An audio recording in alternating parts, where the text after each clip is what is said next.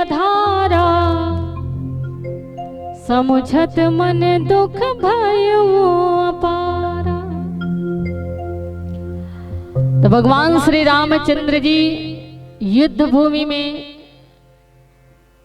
रावण से विजयी प्राप्त करिस, फिर समग्र वानरी योद्धा जीवित करिस, तब जाकर के प्रभु श्री रामचंद्र जी महाराज जो है लंका के राजा विभीषण जी महाराज ला बने और राजगद्दी सौंप करके भगवान श्री रामचंद्र जी महाराज जो है अयोध्या के लिए गमन करिस।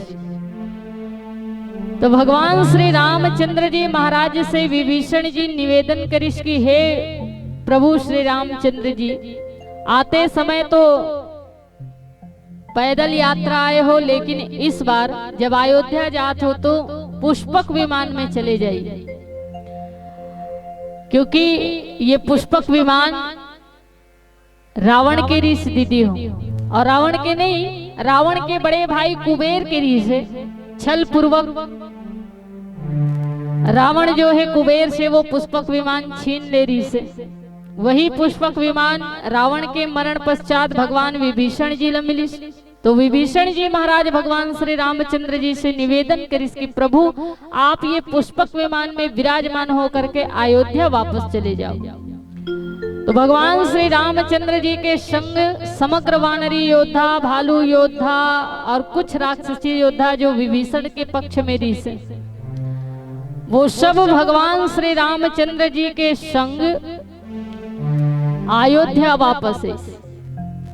तो आते आते पुष्पक विमान जो है गंगा मैया के घाट में ठहरी दीदी हो, क्योंकि जाते समय माता जानकी जी जो है माता गंगा से कह रही कि हे गंगा मैया, 14 वर्ष के वनवास में जात हो और पति और देवर के साथ 14 वर्ष के बाद सकुशल अगर वापस लौटूं तो आपके एक बार दर्शन लाभ अवश्य लूं और आपके पूजन करते हुए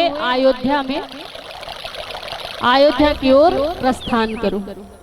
ये सुंदर से बात माता जानकी जी वनवास गमन करते समय गंगा जी से बोले रही से, इसलिए पुष्पक विमान जो है गंगा मैया के घाट में ठहरिस और माता जानकी जी जो है बड़ा ही भाव से श्री गंगा जी के पूजन करत हिदाई। गंगा मैया के पूजन करत रही माता जानकी पर भगवान श्री रामचंद्र जी महाराज अचानक श्री भरत जी के याद आ गई। प्रभु श्री रामचंद्र जी महाराज ला श्री भरत जी के याद आई। तो भगवान श्री रामचंद्र जी महाराज दौड़े दौड़े पुष्पक विमान के पास में गिस और पुष्पक विमान से कहे कि हे पुष्पक विमान, ते मोला नंदीग्राम कब तक पहुंचा देबे। पुष्पक विमान कहे कि प्रभु नंदीग्राम पहुंचते कम से कम 16 घड़ी तो लगी महाराज। नंदीग्राम पहुंचते कम से कम 16 घड़ी तो लगी महाराज की। भगवान श्री राम कहे लेकिन भरत रथ जो अवधि में दे हो वो अवधि में तो मात्र 14 घड़ी ही बाकी है। 14 वर्ष पूर्ण होए में मात्र 14 घड़ी ही बाकी है। अगर मैं 2 घड़ी भी देरी से पहुंचूं तो भरत जीवित अवस्था में नहीं मिलने वाला है, और भरत के बिना ये प्राण रख के भी मैं क्या करूं। इसलिए भगवान श्री राम गंगा जी के घाट में प्राण कर दिस कि अगर भरत ये दुनिया में जीवित नहीं रही तो ये राम के भी जिंदा रहना संभव नहीं है, और यही मैं अपन प्राण के त्याग कर दूं, यही मैं अपन प्राण के त्याग कर दूं। ये कहते हुए भगवान श्री राम प्रण कर दिस दाई हो।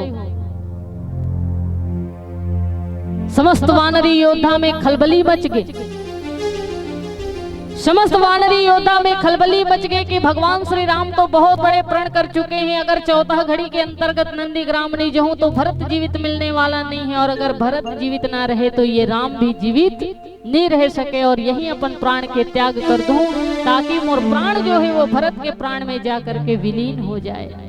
ऐसे प्रण भगवान राम कर चुके हैं। अगर भगवान श्री राम प्राणांत कर दी तो हम सब वानरी योद्धा के का हो। ये सोच करके समग्र वानरी योद्धा जो हैं शोक संतप्त हैं, दुखी हैं। तभी मानो ये शोक के वातावरण में वीर रस के संचार करते हुए भगवान श्री हनुमंत लाल जी महाराज जो है प्रभु श्री रामचंद्र जी से कहे कि हे श्री राम, हे प्रभु, अगर आपकी आज्ञा हो ना महाराज तो मैं एक घड़ी में ही त्रिलोक के यात्रा कर सकता हूँ महाराज। त्रिलोक के खबर आपके चरण में ला करके रख सकता हूँ।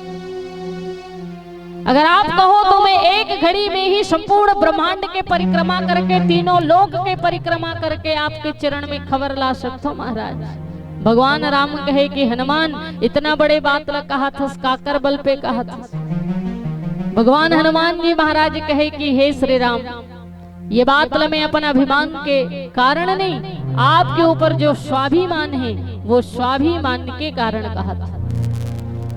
मैं एक घड़ी में पूरा ब्रह्मांड के खबर लाके आपके चरण में रख सकता हूँ महाराज। और ये बात मैं अपन बल पे नहीं, तो प्रताप बलनाथ, तोर बल पे कहा था, मोर बल पे नहीं। काबर की किसी को इश्क पे नाज है, किसी को दौलत पे नाज है, किसी को इश्क पे नाज है, किसी को दौलत पे नाज है, पर ऐ मेरे परवरदिगार मुझे तो तेरी रहमत पे नाज है, मुझे तो तेरी रहमत पे नाज है। एक भरोसो एक बल एक आस विश्वास, एक राम घनश्याम हित चातक तुलसीदास।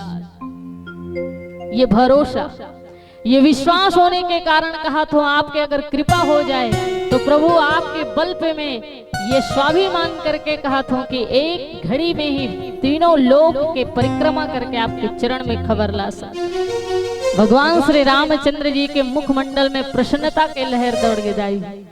भगवान श्री रामचंद्र जी महाराज कहे फिर तो हनुमान, अब मैं पुष्पक विमान में नहीं बल्कि हनुमान में बैठ करके नंदीग्राम जो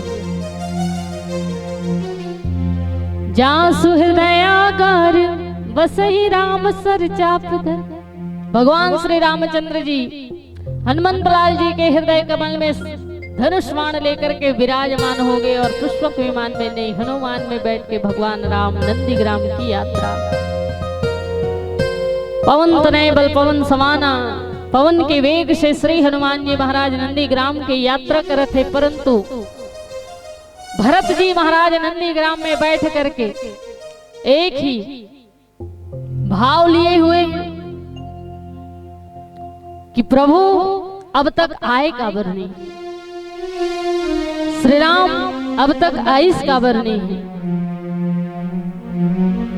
कहीं भगवान श्री रामचंद्र जी मोला कपटी जान के, कुटिल जान करके मोर परित्याग तो नहीं कर दी। जानी कुटिल किंधो मोहि बिसरायो। भगवान भरत जी महाराज के मन में यही भाव है कि प्रभु श्री राम मोला कुटिल जान के, कपटी जान के मोर परित्याग तो नहीं कर दे हो ही। प्रभु श्री राम अब तक ऐश काबर नहीं, 14 वर्ष बीते में मात्र 14 घड़ी ही बाकी है, परंतु अब तक भगवान राम के दर्शन नहीं हो है। कहीं प्रभु श्री राम मोला भूल तो नहीं गए। श्री भरत जी महाराज जो है दाई हो अकेला में अपना आप लोग कुटिल कहा थे, पापी कहा था, और हम 4 समाज के बीच में ये बात लगी थी पर कभी स्वीकार नहीं कर। आरती गाथा नहीं गा, भगवान के सामने खड़े होकर के हम आरती गाथा। मैं मूर्ख खल कामी कृपा करो भरता, मैं मूर्ख खल कामी, ऐसे कह के आरती गाथा। और आरती गाय के बाद बाहर डहार निकलबो और कोनो चिल्ला दी ए मूर्ख कहाँ जात हस, तो हमार दिमाग खराब हो जाए कि ते होथस कौन मोला मूर्ख बोलने वाला, ऐसे दाई है ना। तो सबके सामने तो हम यही प्रदर्शन करथन कि मैं मूर्ख हूँ, खल हूँ, कामी हूँ, पर अंतःकरण से कभी स्वीकार नहीं कर। कोई अगर कह दे तो हम लोग क्रोध आ जाते। लेकिन भगवान श्री भरत जी महाराज 4 समाज के बीच में नहीं, और हम सब 4 समाज के बीच में कहथन, काबर कहथन ताकि लोग हमला सज्जन समझे, हम अच्छा व्यक्ति है ये जाने, दुनिया दिखाए बर प्रदर्शन के भाव से ये कहथन। पर भगवान श्री भरत जी महाराज प्रदर्शन की भाव से नहीं, नंदीग्राम में अकेला बैठे हुए हैं और अकेला बैठ करके पश्चाताप करते हुए कहा थे कि मैं कुटिल हूँ, कामी हूँ, दुष्ट हूँ। और कारण भगवान श्री रामचंद्र जी ला 14 वर्ष के वनवास हो है, भगवान राम ला इतना कष्ट मिली सोकर कारण मैं हूँ, ये भाव लेकर के भरत जी इतना दुखी और अपन आप लोग कुटिल कहा, अकेला मतलब वो स्वीकारत है अपन आप। और भगवान श्री रामचंद्र जी जैसे प्रण करे रही, वैसे ही भगवान श्री भरत जी भी प्रण करके बैठे हुए हैं। भरत जी महाराज भी प्रण करके बैठे हुए हैं कि अवधि यही है अवधेश वचनों की। अवधेश मतलब महाराज दशरथ, ये वही अवधि है, राजा दशरथ के वचन वाला। अवधि यही है अवधेश वचनों की, अवधि यही है अवधेश की अवध आने की, अर्थात भगवान राम की अवध आय की यही अवधि है। अवधि यही है अवधेश वचनों की, अवधि यही है अवधेश की अवध आने की, और अवधि यही है अवधेश ना आए तो ये भरत के प्राण जाने की, भरत के प्राण जाने की। अगर 14 वर्ष बीते के बाद एक घड़ी भी भगवान राम देर कर ही आए में तो ये भरत जीवित नहीं मिलने वाला। यही अपन प्राण के त्याग कर दूं, ये नंदीग्राम में अपन प्राण की आहुति दे दूं, ये प्रण लेकर के भरत जी महाराज बैठे हैं। अगर भगवान श्री राम ना आए तो ये भरत के प्राण जाए के अवधि है, और ये भरत यही अपन प्राणांत कर दे। और जब अपन आप में ऐसे भाव उत्पन्न होते ना तो भगवान के सेवा करने वाला के प्रति बड़ा ही भावना जागृत होती, सुंदर भाव। भरत जी महाराज कहते कपटी कुटिल मोहि प्रभु चिन्हा, ताते संग तात नहीं लिन्हा। मोला कपटी जानिस कुटिल जानिस, यही कारण है कि भगवान अपन सेवा में मोला लेके नहीं लेके। लेकिन लक्ष्मण जी कितना सौभाग्यशाली हैं, आह धन्य लक्ष्मण बड़भागी, राम पदार बिंदु अनुरागी। भगवान लक्ष्मण कितना सौभाग्यशाली है, किस्मत वाला है, जिन भगवान राम के सेवा करे के सुंदर अवसर मिले हुए हैं। पर मोला तो भगवान कुटिल और कपटी जान करके परित्याग कर चुके हैं, शायद इसीलिए भगवान राम अब तक नहीं आए हैं।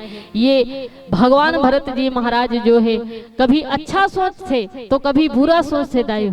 भगवान भरत जी एक पल में सोचते कि मैं तो कुटिल हूँ और इसीलिए भगवान राम मोर त्याग करे हैं, लेकिन फिर मन में सोचते कि नहीं नहीं, भगवान तो दीन बंधु है, सबके कल्याण करने वाला है, पतित पावन है। मोर से बड़े बड़े पतित लो वो पावन करे है, तो मोर जैसे भरत लभी वो जरूर पावन कर ली, इसलिए भगवान राम आ ही जरूर। एक मन कथे कि भगवान राम जरूर आही, पतित पावन है, पर दूसरा मन कथे कि मेरे कुटिलता इतना ज्यादा है, मोर पाप इतना ज्यादा है कि हो सकते भगवान राम मोर पास आ ही भी कि नहीं।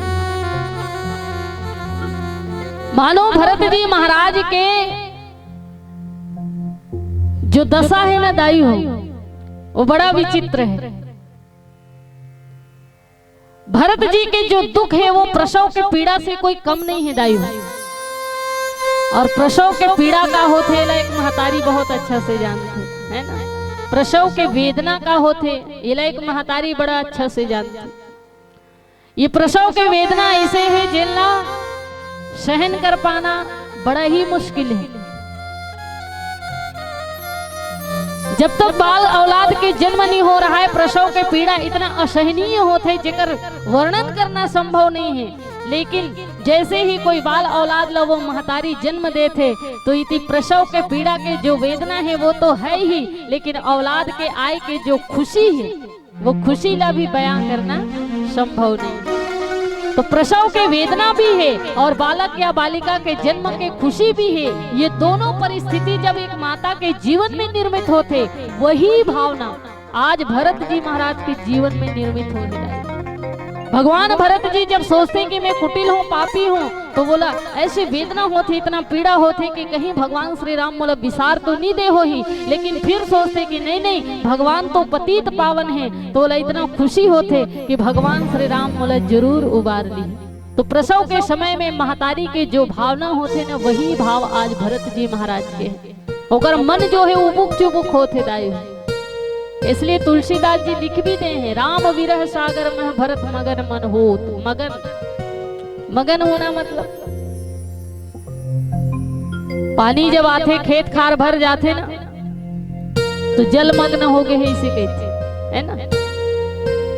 चारों तरफ जलमग्न हो गएगा, पानी भर चुके हैं। लेकिन धीरे धीरे जब पानी बह जाते तो फिर कोई मेड़ पार है दिखते, फिर पानी के बहाव बढ़ते तो फिर ढक जाते।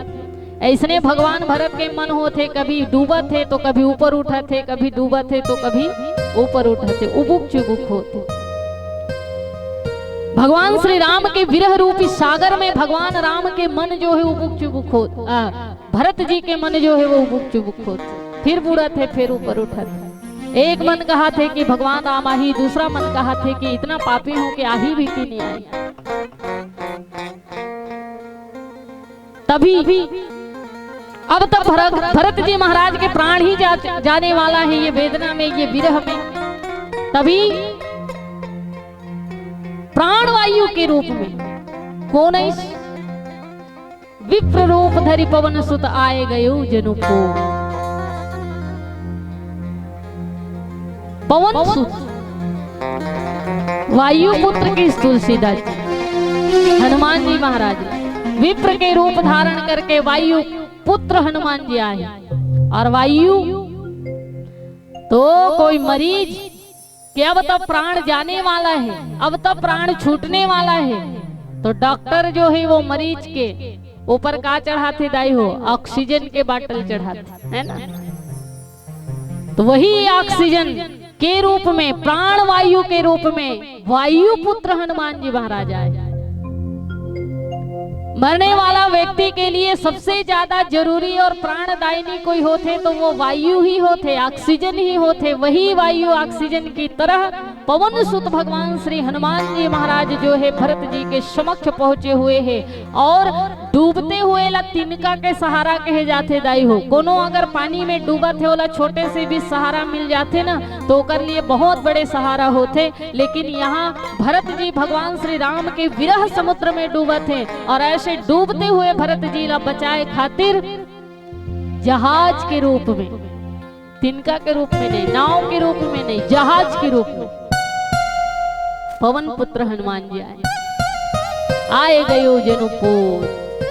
जहाज के रूप धारण करके जहाज के समान डूबते हुए विरह सागर से उबारे पर भगवान हनुमान जी पहुंचे हुए हैं। हनुमंत लाल जी महाराज जो है बड़ा ही सुंदर विप्र के रूप धारण करके भरत जी ला ऐसे सुंदर बात सुने कि भगवान भरत जी महाराज के समग्र पीड़ा जो है, दुख जो है वो दूर हो गया। रिपुरण जीत सुजस सुर गावत, सीता अनुज सहित प्रभु आवत। एक ही लाइन में भगवान हनुमान जी महाराज प्रभु श्री राम के संपूर्ण निमंत्रण अर्थात संदेश सुनाते। एक लाइन में ये संदेश वाहक के चतुराई देखो। हनुमान जी महाराज ऐसे चतुर संदेश वाहक है ना, कि संदेशा सुनाई में भी चतुर होना चाहिए आदमी। भरत जी महाराज और हनुमान जी महाराज के आज से पहली एक बार और भेंट हो रही से, जब लक्ष्मण जी ला शक्तिवाण लगे रही से, तब भगवान हनुमान जी बता रही कि सीता जी के हरण हो गए हैं और युद्ध भूमि में लक्ष्मण जी ला शक्तिवाण लगे हुए है ना। इसलिए श्री हनुमान जी महाराज सबसे पहली कहा कि युद्ध भूमि में भगवान श्री राम शत्रु से विजय प्राप्त कर चुके हैं। रिपुरण जीती सुजस सुर गावत, मतलब हनुमान जी की रणभूमि में भगवान श्री राम शत्रु से विजय प्राप्त करिस।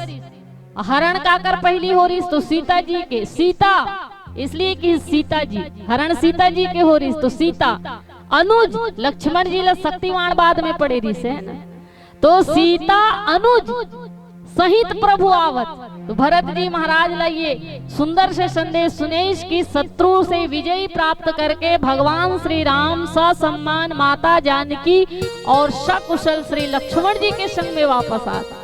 बताओ, एक लाइन में पूरा समस्या के समाधान कर दी। ये भगवान हनुमान जी, ये एक संदेश वाहक चतुरता, चतुराई है ना। दाई ऐसने एक जन दाई रही से जेकर आंखी नहीं दिखे, दाई हो अंधी रही से। तो एक जन देवता होकर भक्ति से बड़ा प्रसन्न हो गए। गरीबी स्थिति रही से ओकर एक जन बेटा बहू रही से, कोई औलाद नहीं रही से, है ना। और बहुत ज्यादा गरीब, आंखी भी नहीं दिखे वो सियान के, पर भगवान के बड़ा भाव से भक्ति करे। तो एक दिन देवता प्रकट हो गए, प्रसन्न हो गए। देखो चतुराई के बात करत, तो वरदान मांगे वर के सोदाई ला कि हे देवी, आज मैं तो भक्ति से बड़ा प्रसन्न हूँ, कोई एक वरदान मांग ले की। अब देखो वो महतारी एक ऐसे वरदान मांगी जिन एक वरदान में ओकर सबो समस्या का समाधान हो। वो महतारी से भगवान कहे कि एक वरदान मांग ले, तो महतारी सोची से एक वरदान मांगना है, आंखी अगर मांगू तो गरीबी दूर नहीं होई, और धन दौलत अगर मांगू तो अंधी की अंधी रहूं, परंतु अगर नाती मांग लूं तो नाती देख भी नहीं पाऊं। तो ऐसे वरदान से क्या मतलब। तो वो सियान सोचिस, वो महतारी सोचिस कि क्यों ना ये तीनों वरदान एक साथ मांग लो। ये वरदान मांगे कि चतुराई, तो वो वरदान तो एक मांगना है। तब वो महतारी मन में विचार करिस और भगवान से कहे कि प्रभु आप मोला एक ही वरदान दू। भगवान कहे हाँ हाँ एक ही वरदान, एक अलावा दूसरा नहीं। तो सुनो महाराज, आपसे एक ही वरदान में मांगत हूँ, और वो वरदान मोला मिलना चाहिए कि मैं अपन नाती ला सोना चांदी के कटोरा में दूध भात खाते हुए देखना चाहता। मैं अपन नाती ला सोना चांदी के कटोरा में दूध भात खाते हुए देखना चाहता। तो तीनों वरदान के पुष्टि होगी नहीं, कैसे दाई हो। अगर कोई नाती नहीं रही से तो अपन नातिल देखू की, तो देखी कहाँ में, आंखी यही तभी तो देखी, और वो भी चांदी के सोना के कटोरा में। तो गरीब आदमी के घर में चांदी सोना के कटोरा नहीं हो, या अमीरे आदमी घर होते। तो एक ही वरदान में वो सबला मांग ली। इसी तरह एक ही लाइन में हनुमान जी महाराज जो है समग्र कथा जो है भगवान राम के, संदेशा जो है भगवान राम के, श्री भरत जी ला सुना दिस। और भरत जी महाराज के जो दुख है, जो पीड़ा है, वो पल में ही हरण हो गए। और तब भगवान भरत जी महाराज प्रश्न करिस कि आप कौन हो, को तुम तात कहाँ से आए, आप कौन हो और कहाँ से आए हो। तो हनुमान जी यहाँ भी चतुराई दिखे। देखो हनुमान जी महाराज एक ही लाइन में जवाब दिस कि वो कौन है। मारुत सुत मैं कपि हनुमाना, पवन पुत्र जाति से वानर, मोर नाम है हनुमान। और हे कृपा निधान दीन बंधु रघुपति कर किंकर, भगवान श्री रामचंद्र जी के मैं दास हो गई। तो झंझट ही समाप्त कर दिस। अब वो कतिस की मैं मारुत सुत हूँ, तो मारुत सुत मतलब पवन जी के तो कईयों पुत्र है, तो कौन है, ऐसे प्रश्न करतीस भरत जी। तो वो कहिस की मारुत सुत जाति से वानर हो, कहिस कपि हनुमाना, वो नाम हनुमान है, ताकि भरत जी के मन में दूसरा प्रश्न उठबे मत करे। काम का है ऐसे भी पूछ सकत रही भरत जी, अगर आपके नाम हनुमान है, आप जाति से वानर हो, पवन पुत्र हो, तो आपके क्या काम है। तो काम ला भी पूछे मत पड़े। इसलिए भगवान हनुमान जी की दीन बंधु रघुपति कर किंकर, भगवान श्री रामचंद्र जी के सेवा करना ही मोर काम है। तो इस तरह से अपन परिचय भगवान हनुमंत लाल जी भरत जी ला सुनाइस। और भरत जी से कहे कि हे भरत जी आप दुखी ना हो, प्रभु श्री रामचंद्र जी युद्ध भूमि में शत्रु में विजय प्राप्त हो करके श्री सीता जी सहित, श्री लक्ष्मण जी सहित आपके पास आते। और हे भरत जी आप दुखी ना हो, भगवान श्री राम के आगमन आपके नंदीग्राम में होने वाला है, अयोध्या में होने वाला है। भगवान भरत जी ला ये खबर जब हनुमान जी दिस, तो भगवान भरत जी की हनुमान जी आपके स्थान चरण में नहीं हृदय में है। और भरत जी महाराज भगवान हनुमान जी ला हृदय से लगा लिस। और हृदय से जब भगवान भरत जी हनुमान जी ला लगइस,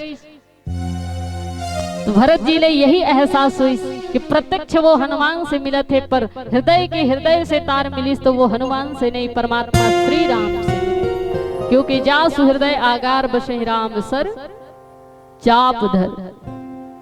भगवान रामचंद्र जी हनुमान जी के हृदय में विराजमान है और हनुमंत लाल जी महाराज के हृदय भरत जी के हृदय से मिली तो यही आभास कि वो श्री राम से मिलत हैं, परंतु सामने से तो हनुमान है पर हृदय से श्री राम। और भगवान भरत जी का बड़ा प्रसन्नता हुई, फिर संदेशा सुना करके हनुमान जी प्रभु श्री रामचंद्र जी के समक्ष गिन भगवान श्री रामचंद्र जी महाराज सकुशल पुष्पक विमान में समग्र वानरी योद्धा भालू योद्धा माता जानकी लक्ष्मण जी सहित अयोध्या नगरी आगमन करी। भगवान श्री राम के पुष्पक विमान अयोध्या नगरी के ऊपर पहुंचे हुए हैं। समस्त नर नारी जो है, स्त्री जन जो है, वो अटारी में चढ़ करके भगवान राम के दर्शन करते हैं और पुरुष वर्ग जो है दौड़े दौड़े भगवान श्री राम के दर्शन लाभ लिए खातिर पहुंचे हुए हैं। और भगवान श्री राम के आगमन के ये सुंदर से उत्सव है, जिहिला हम दीपावली के पर्व के रूप में मनाते है ना। तो भगवान श्री रामचंद्र जी जब 14 वर्ष के वनवास से लौटे तो समस्त नर नारी प्रजाजन में हर्ष और उल्लास और आनंद के भाव लहर दौड़त थे। प्रजाजन जो है भगवान गुरु वशिष्ठ जी के समक्ष जाकर के कहे कि हे गुरुदेव, प्रभु श्री राम 14 वर्ष के वनवास से आ चुके हैं, अब तो भगवान राम के राज्याभिषेक आज ही कर देना चाहिए, आज ही कर दिया जाए। वशिष्ठ जी महाराज कहे 14 वर्ष के वनवास से लौटे हैं, थके हारे आए हुए हैं, आज भर आराम कर दो, कल भगवान राम के राज्याभिषेक कर देवो। नर नारी मन कहे कि नहीं नहीं वशिष्ठ जी, अगले बार एक दिन के लिए युवराज पद मिलना रही भगवान राम ला और एक दिन के लिए टलिस तो 14 साल पर टल गए, इस बार ऐसा होवन नहीं देना। हमन कहे प्रभु श्री राम के राज्याभिषेक तो आज ही होना चाहिए। वशिष्ठ जी महाराज कहे कि बात बिल्कुल सत्य है और समस्त नर नारी प्रजाजन के आदेशानुसार भगवान वशिष्ठ जी महाराज जो है प्रभु श्री राम के राज्याभिषेक की तैयारी करीस। बड़ा ही सुंदर चारों भैया स्नान करीस, स्नान करे के बाद वस्त्र आभूषण धारण करीस, फिर भगवान श्री रामचंद्र जी राज्यासीन होइस माता जानकी जी के संग। और दुनिया के प्रथम राजा हैं भगवान श्री रामचंद्र जी, जिन अपन धर्म संगनी के साथ में राजगद्दी में विराजमान हुए। भगवान राम से पहली न कोई राजा हुई जिन अपन धर्म पत्नी संग राजासीन हुई, न भगवान राम के बाद कोई राजा हुई जिन अपन धर्म संगनी ला राजगद्दी में बिठाए। भगवान राम ही एक इकलौता महाराजा है जिन माता जानकी जी के साथ राज्यासीन हो रही। और ऐसे प्रभु श्री रामचंद्र जी मानकर माता जानकी जी के बड़ा ही सुंदर राज्याभिषेक हुई। और 14 वर्ष के वनवास के बाद श्री जी के आगमन हुए हैं। श्री सीता जी मतलब लक्ष्मी जी, इसलिए भी हम माता लक्ष्मी के पूजन करते है ना। श्री सीता जी माता लक्ष्मी जी हैं, महालक्ष्मी जी हैं। तो 14 वर्ष के बाद महालक्ष्मी के आगमन अयोध्या नगरी में हुई, इसलिए भी महालक्ष्मी जी के पूजन किए जाते हैं, ये विधान है। इसीलिए प्रभु श्री रामचंद्र जी जब 14 वर्ष के वनवास से लौटिस और माता जानकी जी 14 वर्ष के वनवास से लौटिस और राम राज्य जब ये दुनिया में आई, तो वो राम राज्य के ये महापर्व है जिन्हें हम दीपावली उत्सव के रूप में मनाथन। और घर घर दिया जला करके भगवान राम के आगमन के ये शुभ पर्व जो है ये ला हम मनाथन। और श्री लक्ष्मी जी के आगमन के कारण महालक्ष्मी जी के पूजन करते हुए ये दिव्य पर्व मनाए जाते हैं। ऐसे सदग्रंथ में कर सुंदर से कथा मिलते और यही धार्मिक मान्यता होने के कारण हम ये दीपोत्सव के पर्व मनाथन। तो आओ दीदी हो, मैं अपन कथा वाणी ला यही विराम देता हूँ। कहे बोले में त्रुटि होना स्वाभाविक सी बात है। मोर बोले में कोनो जगह गलती हुई सो ही, त्रुटि हुई सो ही, या कोनो ला हार्दिक रूप से पीड़ा या वेदना हुई सो ही, तो मैं हाथ जोड़ के आप सबला क्षमा मांगत हूँ। सिया राम मैं सब जग जानी, करो प्रणाम जोरी जुग पानी के भाव से सादर आप सबके चरण कमल में प्रणाम निवेदित करत हूँ। स्वीकार करूँ। जय जय सीताराम।